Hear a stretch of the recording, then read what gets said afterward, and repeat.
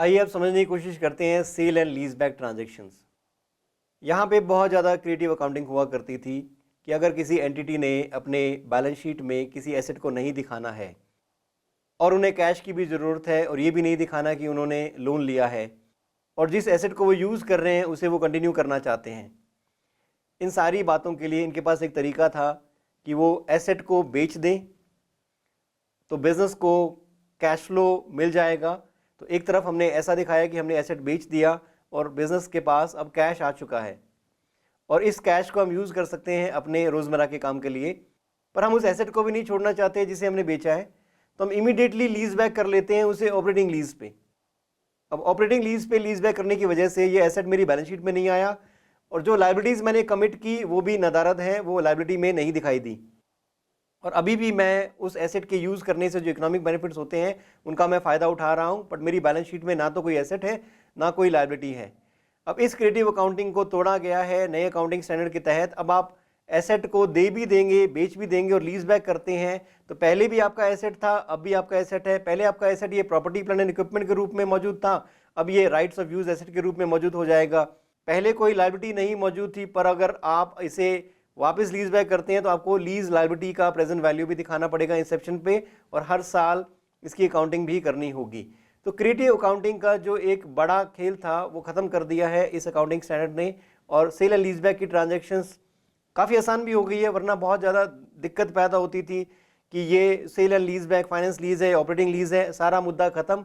अब cell and lease back सिर्फ एक ही तरीके से होती है कि बैलेंस शीट में आएगा तो आरओयू एसेट और क्रेडिट साइड आएगा लीज लायबिलिटी।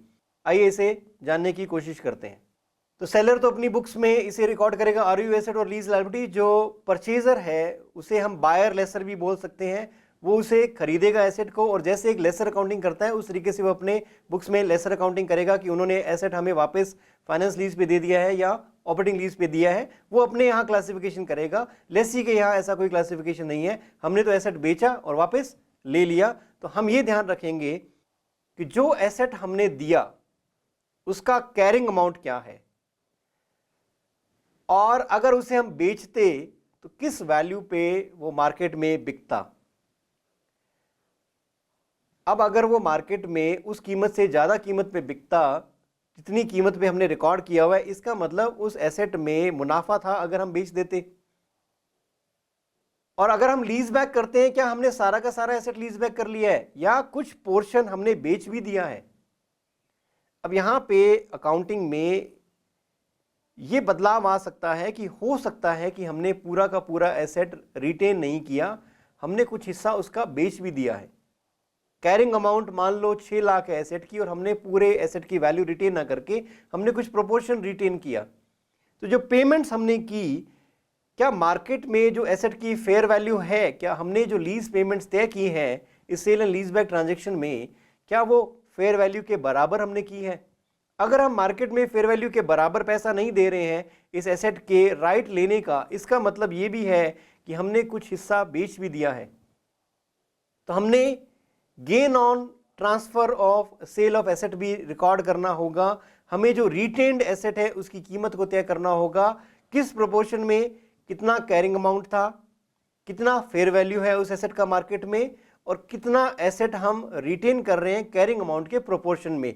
तो ये प्रोपोर्शन का फ्रैक्शन हमें मिलेगा, क्या पेमेंट हम कर रहे हैं present value of lease liability के रूप में और कितनी करनी चाहिए थी वो हमें पता लगेगा। फेयर वैल्यू ऑफ एसेट कितना है, फेयर वैल्यू ऑफ एसेट अगर 7 लाख है और हम 6,50,000 की पेमेंट कर रहे हैं present value of lease liability के रूप में, इसका मतलब एसेट की पूरी कीमत हम नहीं दे रहे हैं, हम कुछ कम पैसा दे रहे हैं। अगर हम कुछ कम पैसा दे रहे हैं इसका मतलब कैरिंग अमाउंट अगर 6 लाख है तो 6 लाख का पूरा प्रोपोर्शन हम नहीं कह सकते कि हमने रिटेन किए, हमने कुछ हिस्सा बेच भी दिया है।